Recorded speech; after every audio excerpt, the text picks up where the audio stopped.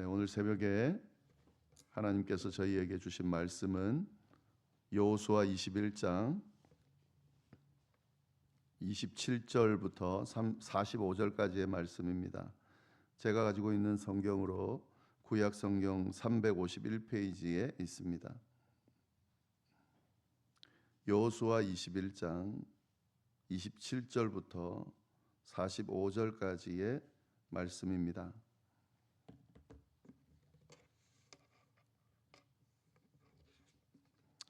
우리 한 목소리로 봉독하도록 하겠습니다.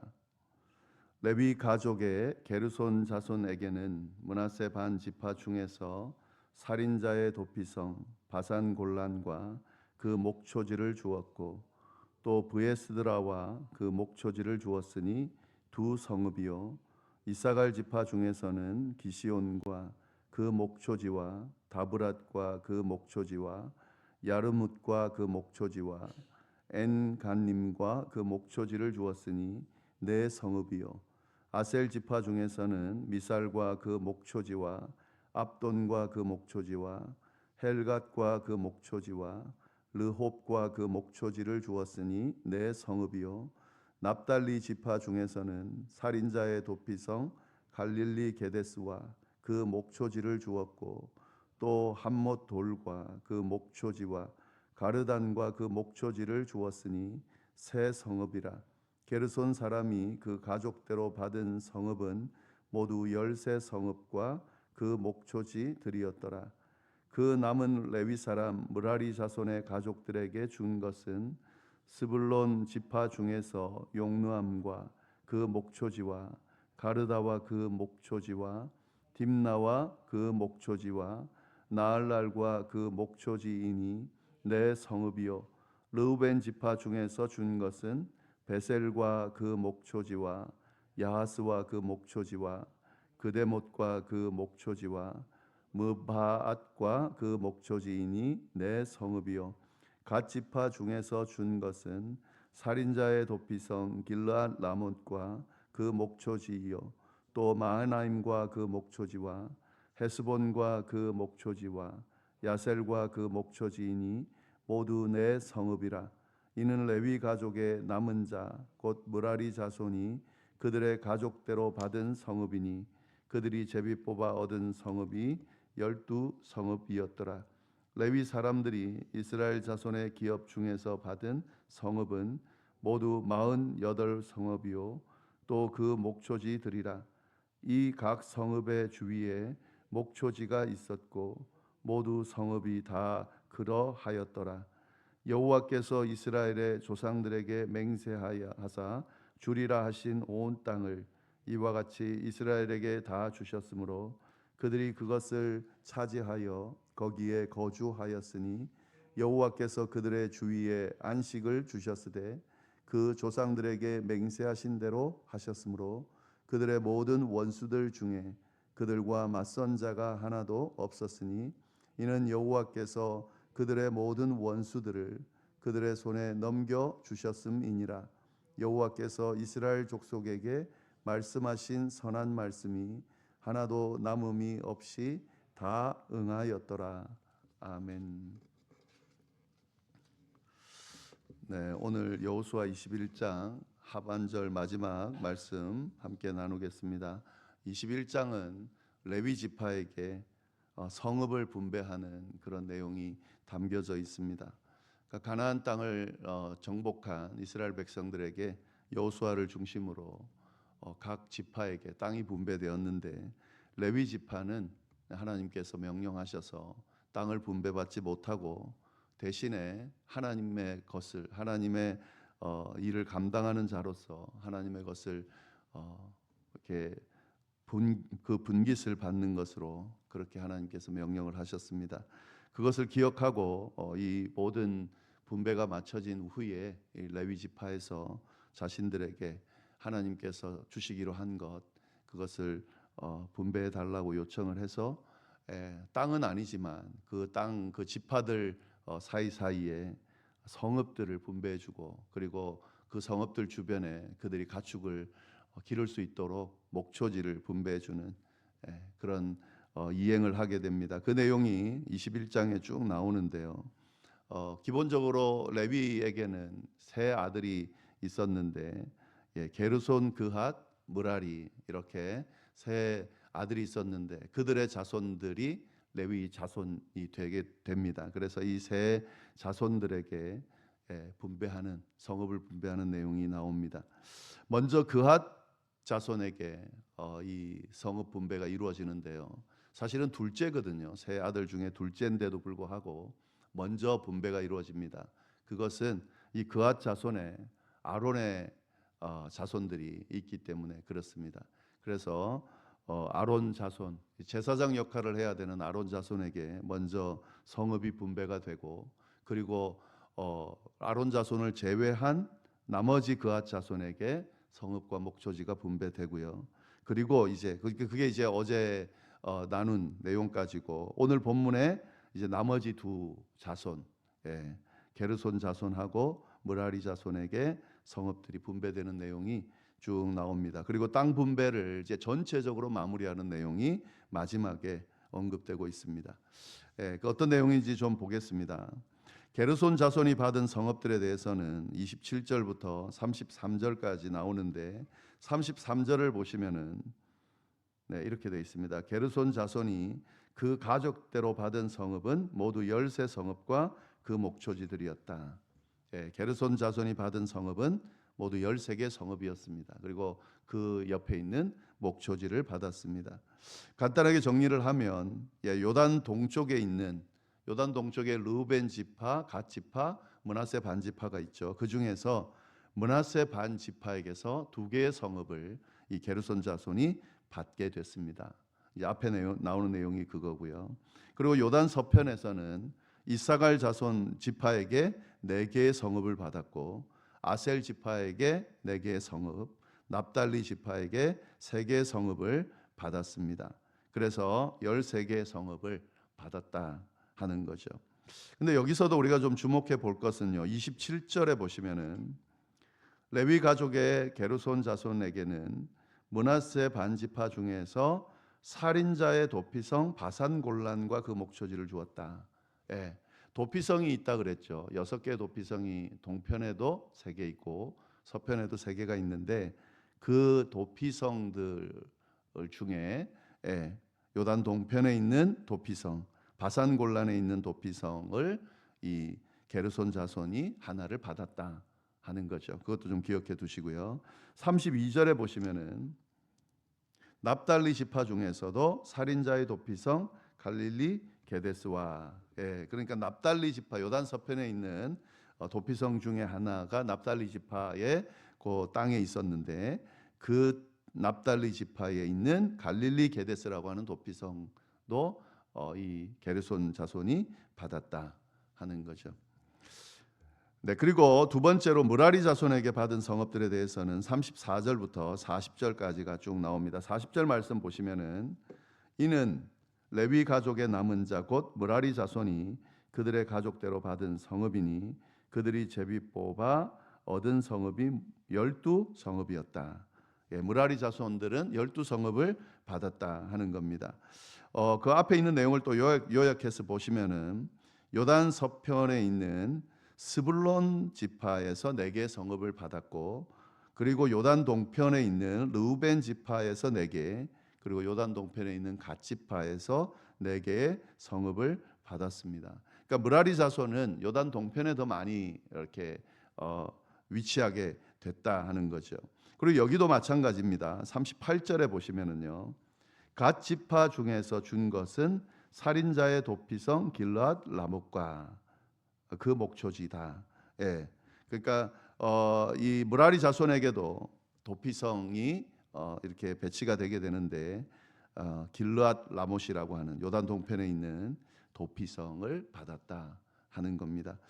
그래서 이렇게 분배가 쭉 이루어졌다 하는 거고요. 41절 42절에 보면은 레위 자손에게 주어진 성읍에 대해서 정리합니다. 레위 사람들이 이스라엘 자손의 기업 중에서 받은 성읍은 모두 48비요 8성읍이요 또 그 목초지들이라. 이 각 성읍의 주위에 목초지가 있었고 모든 성읍이 다 그러하였더라. 네, 이게 이제 레위 자손에게 주어진 분배입니다. 땅은 아니지만 그러나 그 지파들 사이사이에 있는 성읍들을 또 그 주변에 있는 목초지들을 분배받았다 하는 거죠. 우리가 여기서 이 레위인이 받은 분깃을 생각하면서 우리가 기억해야 될 내용들을 다시 한번 좀 정리를 하겠습니다. 지금 3일에 걸쳐서 이 본문을 나누고 있기 때문에 지금 계속 반복이 되고 있는데 우리가 첫 번째 기억해야 되는 것은 하나님께서 이 하나님의 일을 감당하는, 그래서 이 레위 지파가 하는 일은 하나님과 이스라엘 백성 사이를 중개하는 그런 역할을 하죠.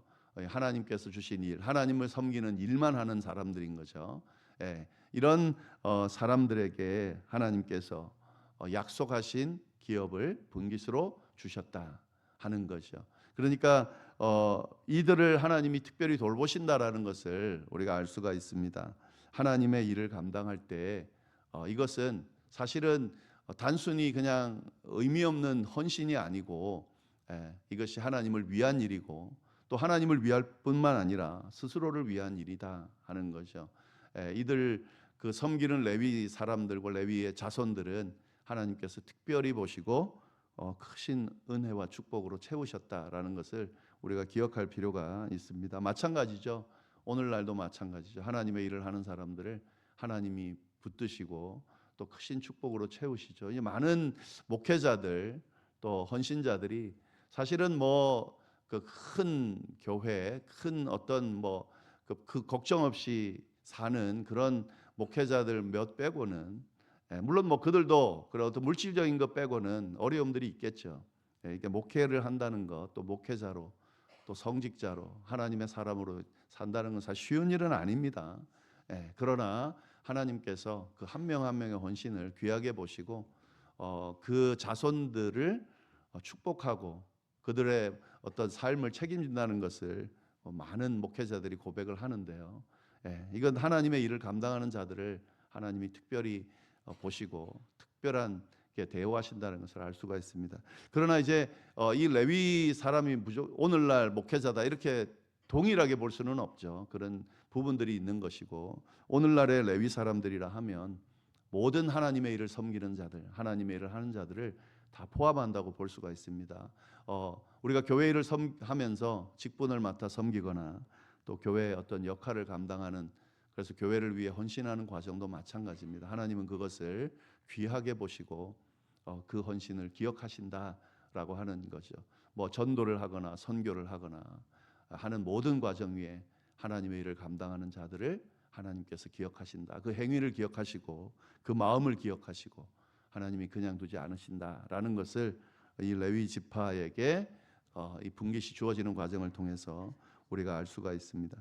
그리고 이 레위 지파가 받은 이 성읍들 48개를 보면 아주 골고루 이스라엘 지파들 사이사이에 이렇게 분포되어 있다는 것을 알 수가 있습니다. 그러니까 한쪽으로 치우쳐져 있지 않고 곳곳에 레위 성읍들이 있다는 거죠. 이건 뭘 의미하는 거죠? 하나님의 역사, 하나님과 함께하고 동행하는 것이 모든 이스라엘 지파들이 다 감당할 수 있도록, 다 할 수 있도록 그렇게 배치되어 있다라는 것을 알 수가 있습니다. 그러니까 삶의 전반적인 모든 부분이 하나님과 동행함이 이루어져야 된다 하는 의미로도 우리가 이해할 수 있을 것 같습니다. 네, 이렇게 해서 이제 모든 것이 이루어졌습니다. 마지막으로 43절부터 45절까지 땅 분배에 대한 내용을 좀 마무리를 하겠습니다. 43절부터 45절까지 세 절을 우리 같이 한번 읽어보도록 하겠습니다. 여호와께서 이스라엘의 조상들에게 맹세하사 주리라 하신 온 땅을 이와 같이 이스라엘에게 다 주셨으므로 그들이 그것을 차지하여 거기에 거주하였으니 여호와께서 그들의 주위에 안식을 주셨으되 그 조상들에게 맹세하신 대로 하셨으므로 그들의 모든 원수들 중에 그들과 맞선 자가 하나도 없었으니 이는 여호와께서 그들의 모든 원수들을 그들의 손에 넘겨 주셨음이니라. 여호와께서 이스라엘 족속에게 말씀하신 선한 말씀이 하나도 남음이 없이 다 응하였더라. 이게 이제 땅 분배를 하고 난 뒤에 결론입니다. 세 가지로 좀 나눠서 보신다면은 43절의 말씀을 보시면 여호와께서 이스라엘의 조상들에게 맹세하사 주리라 하신 온 땅을 이와 같이 이스라엘에게 다 주셨다. 그러니까 조상들에게 약속하시고 맹세하신 것을 후손들에게 이루어 주셨다라는 거죠. 그러니까 이 말씀 뭡니까? 하나님께서 약속하신 것을 결국에는 이루어 주셨다.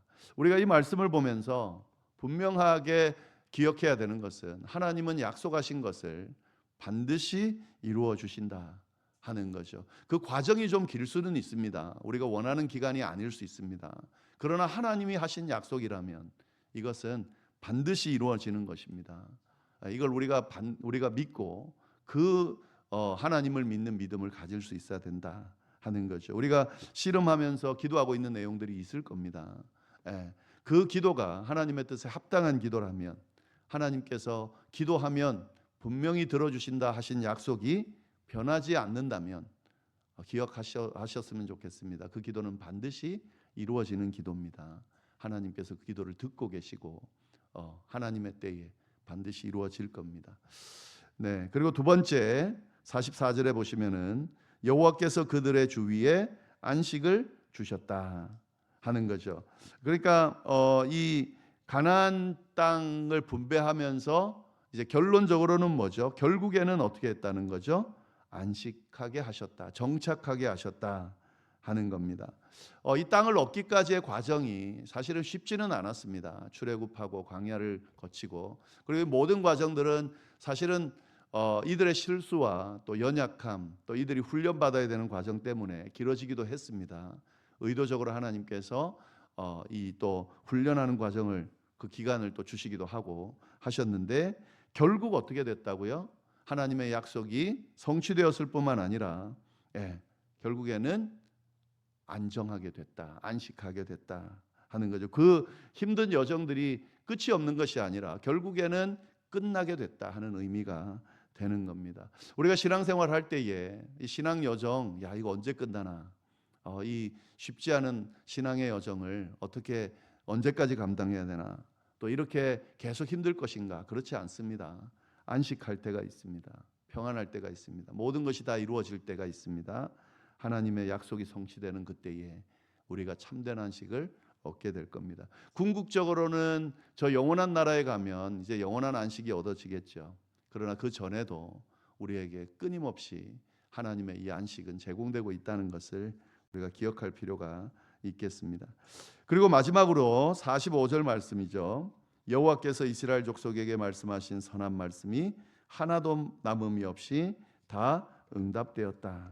마찬가지입니다. 하나님께서 약속하신, 하나님께서 말씀하신 내용이 하나도 남음이 없이. 그러니까 이 중에 한두 개는 응답이 안 됐다 이게 아니에요. 하나도 남음이 없이 다 응답되었다. 그만큼 하나님의 말씀은 신뢰할 만하다라고 하는 거죠. 그런데 여기서 우리가 기억해야 될 것은 선한 말씀이 이 말입니다. 선한 말씀이 그 무슨 말이냐면 하나님께서 하신 이 왜곡된 말씀을 말하는 게 아니에요. 우리가 하나님의 말씀이라고 하면서 하나님의 말씀이 아니라 인간적인 생각, 인간적인 해석으로 자기 마음대로 해석한 그 말씀이 아니고 진짜 하나님의 말씀, 선한 말씀, 악이라고는 전혀 없는 온전한 그 말씀이 하나도 빠짐없이 남음 없이 다 응답되었다라는 것을 기억할 필요가 있습니다. 하나님의 말씀은 응답됩니다. 하나도 빠짐없이 반드시 응답됩니다. 그 하나님의 선한 말씀, 하나님의 뜻에 합당한 말씀들은 반드시 이루어집니다. 우리가 이걸 믿고 신앙생활하는 거죠. 이게 바로 신앙생활이죠. 그리고 믿는 자의 모습이, 삶의 모습이 바로 이런 거죠. 이 하나님 믿고 이 약속의 말씀 믿고 반드시 이루어진다 믿고 어떤 상황에서도 흔들리지 않고 넘어질 수 있지만 다시 일어나고 그 말씀 붙들고 살아가는 거죠. 주님 앞에 설 때 그때 영원한 안식이 있을 거라고 믿고 오늘의 수고를 감당하는 자들이 우리 기독교인인 거죠. 이 말씀을 잘 생각하면서 신앙 여정을 다시 돌아보고 잘 세울 수 있기를 바랍니다. 기도하겠습니다. 하나님 아버지 참으로 감사합니다. 귀한 말씀으로 또 우리를 교훈하여 주셔서 감사하고 또 우리의 삶의 여정과 신앙의 여정을 다시 돌아볼 수 있게 하시니 참으로 감사를 드립니다. 하나님께서 하신 약속의 말씀은 반드시 이루어지는 고로 우리가 그 말씀 붙들고 그 말씀을 끝까지 붙들고 승리할 수 있도록 주여 인도하여 주옵소서. 어떤 상황에서도 실망하지 않고 기도하며 응답될 때까지 하나님 붙드는 그런 귀한 믿음이 우리에게 넘치게 있을 수 있도록 주여 인도하여 주옵소서. 함께하여 주시기를 간절히 바라고 살아계신 예수님의 이름으로 기도드립니다.